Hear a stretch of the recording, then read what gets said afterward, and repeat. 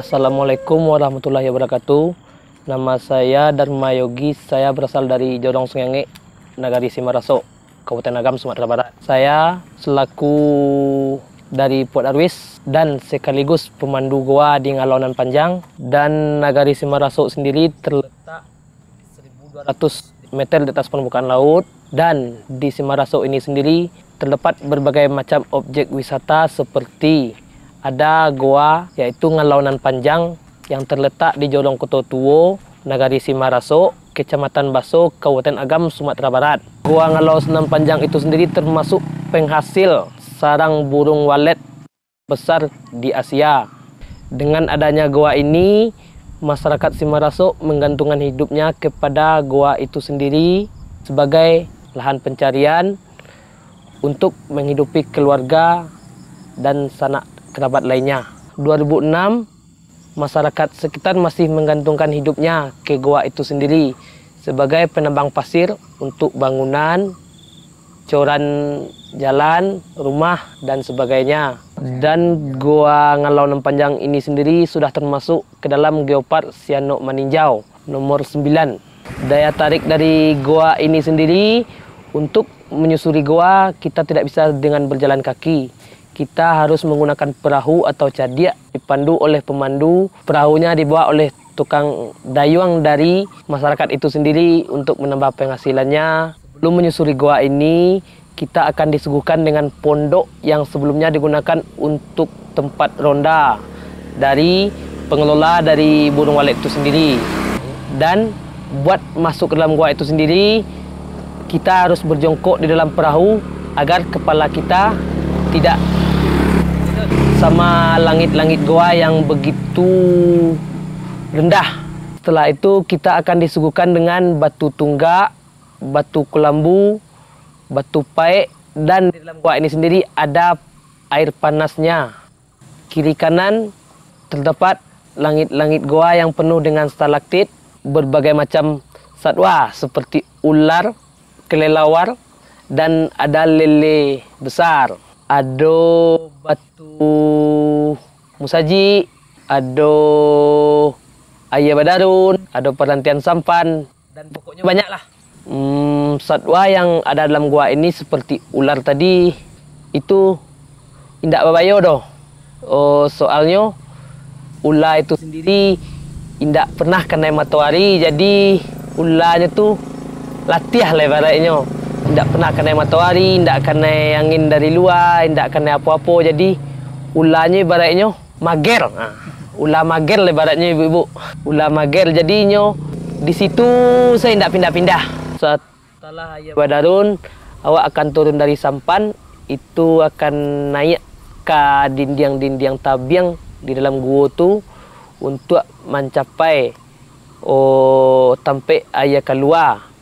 Itu berada di lapai pintu angin dan awak bisa menaikkan itu kateh dengan akses, dan itu pun harus memakai safety seperti tali untuk bapacik kateh baratnya. Kalau untuk pengembangan di sekitar gua, kita Port Darwis berencana dari pondok yang ada di pintu gua tu kita akan membuat museum batu. Museum batu ko akan diletakkan batu atau jenis batuan yang ada dalam gua ko di museum batu itu sendiri, dan kita akan buat namanya batu apa iko, proses terbentuknya, dan bara lama terbentuknya. Dan itu insya Allah lah akan dibantu oleh Geopark Sianok Maninjau untuk merealisasikan itu dalam waktu dekat lah.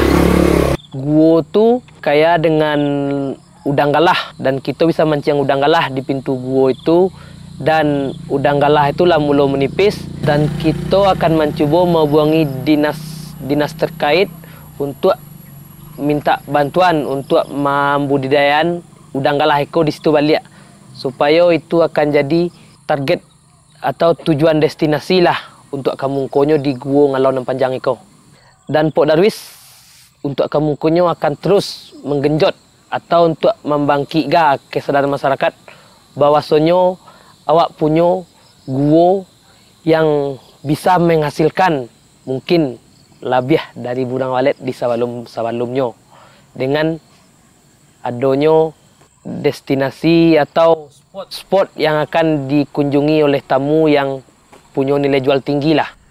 Dan setelah Simaraso Iko masuk dalam yang pertama GP untuk tingkat Sumatera Barat, dan yang kedua Dewi Wisnu yaitu Desa Wisata Nusantara, dan alhamdulillah Simaraso masuk 150 besar dari kira-kira 3.000 lebih di Indonesia. Dan dampaknya sendiri Simaraso adalah mula mandiri masyarakatnya, dari UMKM-nya, dari kulinernya, dari homestay. Alhamdulillah Simaraso adalah bisa untuk menyambut tamu ke Simaraso Iko sendiri. Untuk paket yang ada di Simaraso dan yang alah tak kelola dengan baik di Darwis, ada pemandian batu putih, ada gua Ngalau Bunian, ada Ngalau Panjang, ada warung jeram, homestay, trekking puncak Bukit Karang, dan banyak lainnya. Kalau dosa-dosa keseluruhnya Nio explore di Simaraso, hubungi Instagram kami dan hubungi nomor yang tertera di situ di Pesona Simaraso. Kalau untuk kendala di gua yang kita hadapi selama itu, mungkin ada masyarakat yang kurang sadar akan wisata, dan itu pun dengan beransur-ansurnya ada yang separuh dari itu adalah support untuk wisata di Simaraso. Kendala yang kami rasuan bana untuk gua ko, apabila ayah kadang sampah akan dibawa lalu de ayah dari hulu ke gua iko. Jadi tamu kebanyakan ada juga yang komplain, kok kumuah, kok modeko. Padahal Pok Darwis selama memberasihan itu per 3 bulan untuk bersih sungai, tapi tetap sajalah kalau ayah kadang sampah aku kan dibawa de ayah ko dari hulu sampai ke gua ko sendiri. Untuk datang ke Simaraso itu sendiri, jam operasional dari Pok Darwis dan kawan-kawan di destinasi yang ada jam 8 adalah standby sampai jam 5 sore.